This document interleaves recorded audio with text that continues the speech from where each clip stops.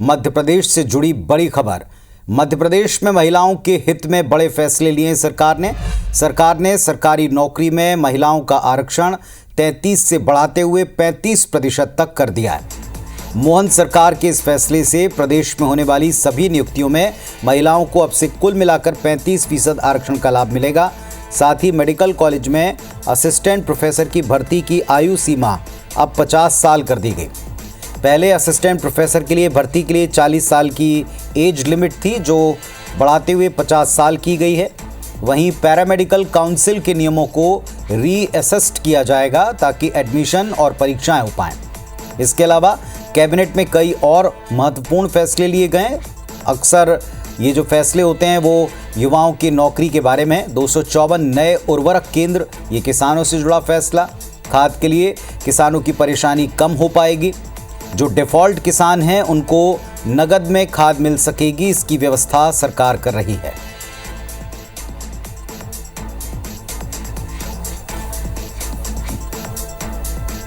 Madhya Pradesh civil सेवा में महिलाओं की नियुक्ति के लिए 33% का जो रिजर्वेशन था उसको 35% किया गया है। बहुत ही महत्वपूर्ण निर्णय है महिला सशक्तिकरण की दिशा में कि अब मध्य प्रदेश में 35% रिजर्वेशन रहेगा।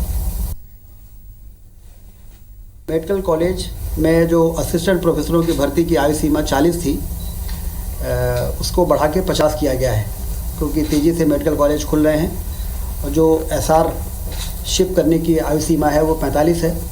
एसआर शिप करने के बाद ही असिस्टेंट प्रोफेसर के लिए लोग अप्लाई कर पाते हैं, तो इसलिए 40 से 50 साल की आयु सीमा आज कैबिनेट ने बढ़ाई है। तो रोजगार से जुड़े और ख़ासतौर पर महिलाओं से जुड़े कुछ बड़े फैसले कैबिनेट ने लिए हैं। क्या इनका सिग्निफिकेंस है, क्या इनका महत्व बनता है, कितना लाभ इनका मिलेगा? हमारे सहयोगी नवीन सिंह इस वक्त जुड़ गए हैं। नवीन, आज बड़े फैसले हुए हैं कैबिनेट के और सबसे बड़ी बात यह कि नौकरी पेशे से जुड़े और महिलाओं से जुड़े कुछ कदम उठाएं, बताएं इनके बारे में।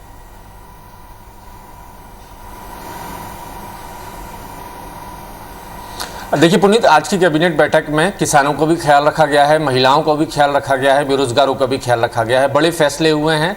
मध्य प्रदेश की शासकीय नौकरियों में 33% के बजाय 35% आरक्षण मिलेगा महिलाओं को। तो ये सबसे बड़ा फैसला माना जा रहा है। ये लैंडमार्क फैसला है और मध्य प्रदेश की सरकार पिछले कुछ दिनों से लगातार इसकी तैयारी कर रही थी कि किस तरीके से हम आरक्षण को बढ़ा सकते हैं। तो फिलहाल महिलाओं के लिए बड़ी खबर है। मध्य प्रदेश की भारतीय जनता पार्टी की सरकार लगातार महिलाओं के लिए काम कर रही है। पहले लाडली बहना योजना लेकर आना और उसके बाद शासकीय नौकरियों में 33% के बजाय 35% आरक्षण करना महिलाओं के लिए बेहद बड़ी खबर है। मध्य प्रदेश की सरकार ने एक तरीके से उनको दिवाली का तोहफा दिया है। इसके अलावा पुनीत, किसानों को भी बड़ी सौगात दी है। उर्वरक विक्रय केंद्र बढ़ाए हैं। 254 उर्वरक विक्रय केंद्र मध्य प्रदेश में बढ़ाए हैं। डिफाल्टर किसानों को भी यहाँ से खाद मिल सकेगा, तो ये किसानों को बड़ी सौगात दी है। इसके अलावा पुनीत, मध्य प्रदेश के जो मेडिकल कॉलेज हैं वहाँ पर अब तक 40 साल तक की उम्र के लोगों की भर्ती होती थी बतौर असिस्टेंट प्रोफेसर। तो ये कई लंबे समय से इस तरीके की चर्चाएं चल रही थी कि भर्ती में जो आयु सीमा है, जो लिमिट है, उसको थोड़ा बढ़ाना चाहिए ताकि कई सारे जो मेडिकल कॉलेज से पास आउट जो डॉक्टर्स हैं उनको बतौर मेडिकल कॉलेज में असिस्टेंट प्रोफेसर की नियुक्ति मिल सके। तो फिलहाल मध्य प्रदेश की सरकार ने बड़ा निर्णय लिया है। अब 40 साल की बजाय 50 साल की उम्र कर दी है। अब 50 साल तक असिस्टेंट प्रोफेसर मेडिकल कॉलेजों में बन सकेंगे। तो ये तमाम बड़े फैसले मध्य प्रदेश की सरकार ने लिए हैं। इसके अलावा पुनीत,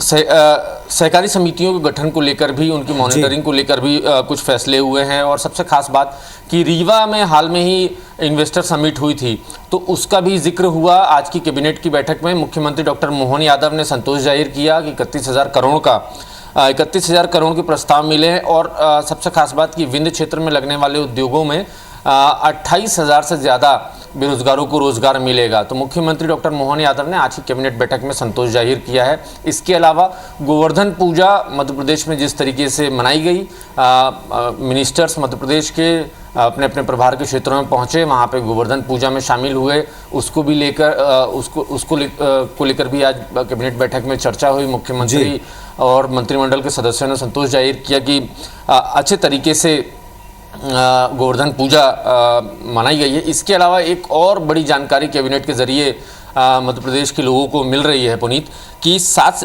दिसंबर को नर्मदापुरम में अब अगली इन्वेस्टर समिट होगी, उसकी तैयारियों को लेकर निर्देश दे दिए गए हैं। और 12 नवंबर को मध्य प्रदेश में राष्ट्रपति का दौरा होगा। 12 नवंबर को मध्य प्रदेश में राष्ट्रपति द्रौपदी मुर्मू रहेंगी, कालिदास समारोह में शामिल होंगी। तो बहुत ही भव्य तरीके से मनाने की तैयारी मध्य प्रदेश सरकार की है। तो कुल मिलाकर आज के बड़े दिलचस्प फैसले रहे कैबिनेट की बैठक में, और मध्य प्रदेश के अलग अलग वर्गों के लिए रहे, किसानों के लिए, बेरोजगारों के लिए, चिकित्सा शिक्षा क्षेत्र के जो चलिए, इनका लाभ प्रदेश की जनता को मिलेगा, ये तय है। और जैसा आपने बताया कि हर वर्ग को लेकर कुछ ना कुछ आज फैसले हुए जिन पर सरकार आगे बढ़ी। बहुत शुक्रिया नवीन आपका इस पूरे अपडेट के लिए।